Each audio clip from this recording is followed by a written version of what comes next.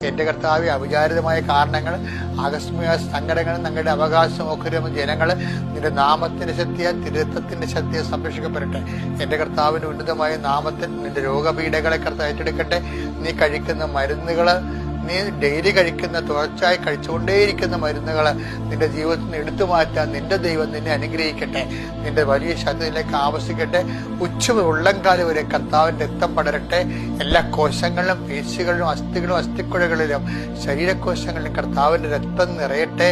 മാരക രോഗങ്ങൾ, തീരാവേദികൾ യേശുവിന്റെ നാമത്തിൽ മാറിപ്പോകട്ടെ.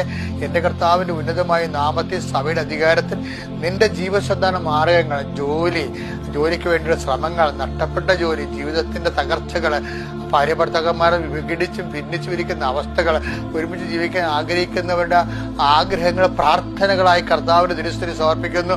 മക്കളില്ലാത്തവരെ കർത്താവെ, ഉള്ള മക്കൾക്ക് രോഗമായി പോയവരെ,